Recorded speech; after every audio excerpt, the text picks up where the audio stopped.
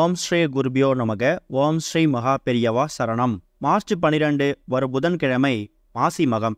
இப்போ நாம சொல்லக்கூடிய இந்த ஒரு வேர் உங்க கையில இருந்தா போதும், உங்க குடும்பத்தோட தலையெழுத்தே மாறும். உங்க குடும்பத்துக்கே கோடீஸ்வர யோகம் ஏற்படும். அது என்ன வேர், அதை எப்படி பயன்படுத்தணும்னு பார்க்கறதுக்கு முன்னாடி நம்மளோட வீடியோஸை இப்போ தான் நீங்கள் ஃபஸ்ட் டைம் பார்க்குறீங்கன்னா மறக்காம சப்ஸ்கிரைப் பண்ணிக்கோங்க. தொடர்ந்து இது மாதிரி அப்டேட் தெரிஞ்சுக்கிறதுக்கு பக்கத்தில் இருக்கிற நோட்டிஃபிகேஷன் பெல்லை கிளிக் பண்ணி ஆல் அப்படிங்கிற செலக்ட் பண்ணிக்கோங்க. இப்போ என்ன வேற எப்படி பயன்படுத்தணும் அப்படிங்கிற பற்றி தெளிவாக தெரிஞ்சுக்கலாம். மாசி மகம் அப்படின்னு சொன்னாலே அது புனித நீராடுதல் அப்படிங்கிறது இன்னொரு அர்த்தமாக பார்க்கப்பட்டு வந்துட்டு இருக்கு.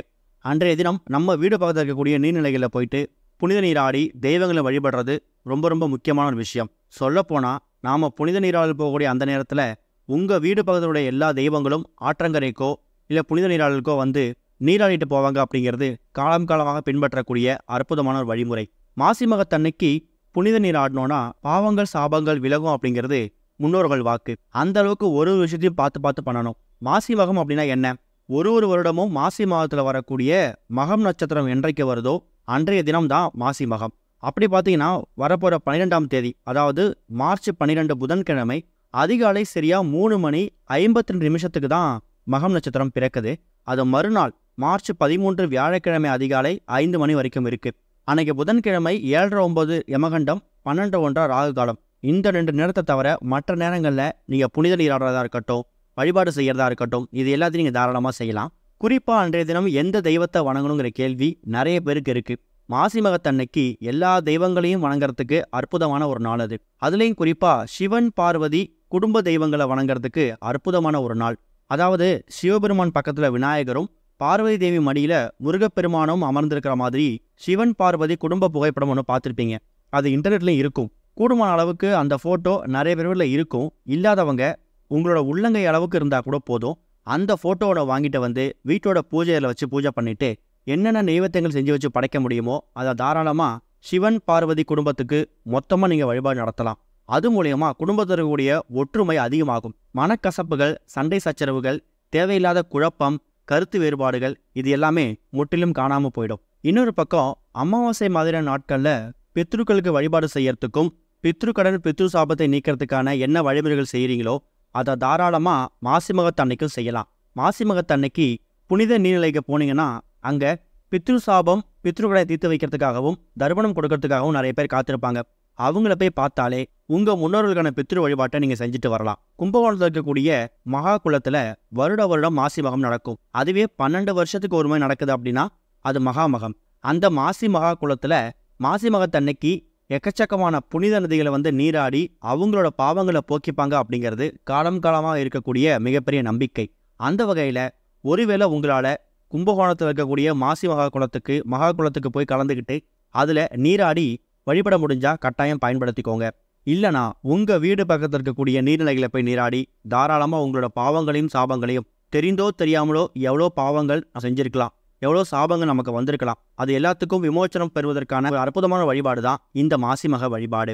இன்னொரு பக்கம் நிறைய கோவில்களில் திருக்குளத்தில் தெப்ப உற்சவம் நடக்கும். அந்த தெப்ப உற்சவத்தில் கலந்துக்கிட்டு அதை கண்குளிர பார்க்கறதும் கோடி புண்ணியம். சரி, இது போக இப்போ நம்ம சொல்லக்கூடிய இந்த வேர் இருக்குல்ல, இந்த ஒரு வேரை மாசி மகத்தன்னைக்கு இப்போ நம்ம சொல்கிற மாதிரி நீங்கள் வழிமுறையில் பயன்படுத்தினீங்கன்னா பொருளாதார சம்மந்தப்பட்ட பணம் சம்மந்தப்பட்ட எல்லா பிரச்சனைகளுக்கும் ஒரு முற்றுப்புள்ளி வைக்க முடியும். இந்த வேர் ரொம்ப எளிதாக எல்லார் வீட்லையும் தினமும் பயன்படுத்தக்கூடிய ஒரு வேர் தான்.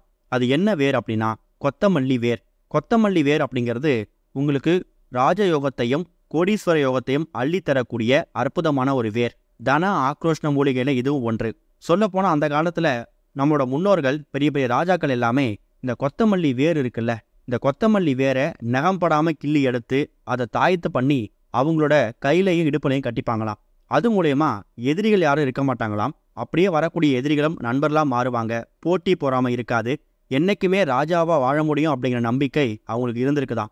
அப்பேற்பட்ட ராஜ யோகத்தை கொடுக்கக்கூடிய அற்புதமான ஒரு தன ஆக்ரோஷ்ண மூலிகை தான் இப்போ நம்ம சொல்லக்கூடிய இந்த கொத்தமல்லி வேர். எல்லார் வீடுகள்லையும் ரொம்ப சுலபமாக கிடைக்கக்கூடிய, கடைகள்லேருந்து வாங்கிட்டு வந்து பயன்படுத்தக்கூடிய இந்த கொத்தமல்லி வேர் இருக்குல்ல, கொத்தமல்லியை வாங்கிட்டு வந்து அதோட வேரை நகம்படாமல் கொஞ்சம் பார்த்து பொறுமையாக கிள்ளி எடுத்து வச்சுக்கணும். முடிஞ்சால் மஞ்சள் கலந்த தண்ணி இருக்குல்ல, மஞ்சள் நீர், அதில் நீங்கள் தயார் செய்து வைத்திருக்கக்கூடிய அந்த கொத்தமல்லி வேரை நினைத்து சுத்தப்படுத்தி பூஜையில் வச்சுடுங்க. எத்தனை மணிக்கு செய்யலாம்? மாலை ஒரு 6-7 மணிக்கு மேலே செய்யறது கூடுதல் விசேஷம். எப்பவும் போல் விளக்கேற்றி வச்சுட்டு பூஜையெல்லாம் முடிச்சிடுங்க. உங்களோட ஓய்வு நேரத்துல சின்னதா தட்டுல நீங்க தயார் செய்து வைத்திருக்கக்கூடிய அந்த கொத்தமல்லி வேர் இருக்குல்ல, அதை அந்த தட்டு மேல வைத்து உங்க வீட்டோட பூஜையில் இருக்கக்கூடிய எல்லா தெய்வங்களுக்கு முன்னாடியும் அந்த தட்டோட வச்சிடுங்க. வச்சுட்டு உங்களோட குலதெய்வம், இஷ்ட தெய்வம், அன்றைய தினம் வணங்க வேண்டிய சிவபெருமான், பார்வதி தேவி, விநாயகப் பெருமான், முருகப்பெருமான்னு சொல்லி எல்லாரையும் மனசார வேண்டிக்கிட்டு எங்கள் குடும்பத்துக்கு ராஜயோகம் வரணும், எங்கள் குடும்பத்துக்கு ராஜயோகம் வரணும்னு ஒரு 3 முறை சொல்லுங்க. சொல்லிட்டு அதுக்கப்புறம் உங்களோட அன்றாட வேலை பார்க்கலாம். உங்க வீட்டோட பூஜை அறையில விளக்குகள்லாம் எவ்வளவு நேரம் எரியுதோ அவ்வளவு நேரம் இந்த கொத்தமல்லி வேர், நீங்க பூஜை அறையில் வச்சிருக்கக்கூடிய அந்த வேர் அப்படியே இருக்கட்டும். விளக்கெல்லாம் குளிர வச்சுட்டு அதுக்கப்புறமா அந்த கொத்தமல்லி வேர் இருக்குல்ல, அதை ஏதாவது ஒரு ரூபாய் நோட்டு ஒன்று எடுத்து அந்த ரூபாய் நோட்டை சுருட்டி அது மேல இந்த வேரை கயிறு மாதிரி வச்சு கட்டணும். அந்த வேர் உடையாத அளவுக்கு பார்த்து ரொம்ப பொறுமையா ஏதாவது ஒரு ரூபாய் நோட்டு, 50 ரூபாயோ 100 ரூபாயோ, அது உங்க விருப்பம். ஆனால் நீங்க எடுக்கக்கூடிய அந்த ரூபாய் நோட்டை நீங்க இந்த தாந்திரிகத்துக்கு பயன்படுத்திட்டீங்கன்னா அதுக்கப்புறம் செலவு பண்ண முடியாது. அதுக்கேற்ற மாதிரி 10, 20, 50ன்னு சொல்லி உங்களால எவ்வளவு முடியுதோ அந்த ரூபாய் நோட்டை எடுத்து நீங்க பூஜையில தயார் செய்து வைத்திருக்கக்கூடிய அந்த வேரை எடுத்து இந்த ரூபாய் நோட்டை சுருட்டி அது மேல இந்த வேரால வச்சு கட்டணும். 1 வேர் 2 வேர் சாஸ்திரத்துக்கு கட்டினா கூட போதும். இப்ப இது ஒரு பணக்கட்டு. இப்ப நீங்க பணத்தை உங்கள் பக்கம் கட்டி போடுறதுக்கான ஒரு வழிமுறை தான் செஞ்சிருக்கீங்க. செஞ்சுட்டு திருப்பி ஒரு 5 நிமிடமோ 10 நிமிடமோ ரூபாய் நோட்டை சுருட்டி அது மேல வேரால கட்டியிருக்கீங்கல்ல, பூஜையில வச்சு பூஜை பண்ணிட்டு அதுக்கப்புறமா அது உங்க வீட்டோட பீரோ, லாக்கர், கல்லாப்பெட்டி இல்ல ஹேண்ட்பேக் இந்த மாதிரி இடத்துல பத்திரப்படுத்தி வச்சுக்கலாம். இந்த ரூபாய் நோட்டை எக்காரணத்தை கொண்டும் செலவு பண்ணக்கூடாது. இந்த ரூபாய் நோட்டோட கொத்தமல்லி வேற சுருட்டி ஒரு பணக்கட்டு தயார் செய்து வைத்திருக்கீங்களே, இதை வச்சதுக்கு அப்புறமா பணம் உங்கள் பக்கம் காந்தம் போல இருக்கப்படும்.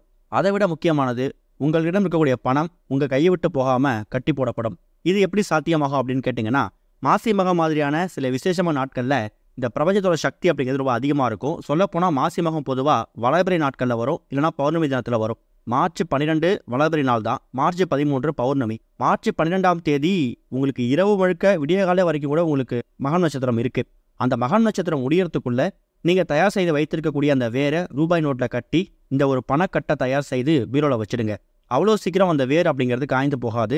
2 மாதத்துக்கு 3 மாதத்துக்கு ஒரு முறை மட்டும் அதை பிரித்து பார்த்து பழைய வேரை கால் பழைய இடத்த தண்ணியில் விட்டுட்டு மறுபடியும் புதுசாக ஒரு கொத்தமல்லி வேரை பூஜையில் வச்சு தயார் செய்து, இப்போ எப்படி தயார் செய்தீங்களோ அதே மாதிரி தயார் செய்து எந்த ரூபாய் நோட்டில் வச்சு கட்டினீங்களோ மறுபடியும் அதே மாதிரி கட்டி எடுத்து கொண்டு போய் வச்சுடுங்க.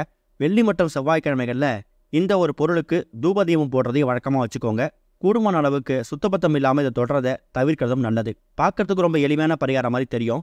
இதை செஞ்சுட்டா போதுமா, வேலைக்கு போகாமல் பணம் வந்துருமா அப்படிங்கிற கேள்வி நிறைய பேருக்கு வருது. சொல்லப்போனால் இதுக்கான அர்த்தம் அது கிடையாது. நீங்கள் பார்க்கக்கூடிய வேலைகளையும் செய்யக்கூடிய தொழிலையும் லாபத்தை உங்கள் பக்கம் கொண்டு வந்து சேர்க்கும். 2வது, நீங்கள் வீட்டில் வச்சுக்கூடிய பணம் வீண் செலவு ஆகாமல் உங்கள் பக்கமே காந்தம் போல ஈர்த்து வைக்கப்படும். பணக்கட்டு ஏற்பட்டு பணம் உங்கள் வீட்டுக்குள்ளேயே உங்கள் கையிலே தங்கும். முயற்சி பண்ணுங்க, நல்லதே நடக்கும். ஓம் ஸ்ரீ குருபியோ நமக. ஓம் ஸ்ரீ மகா பெரியவா சரணம்.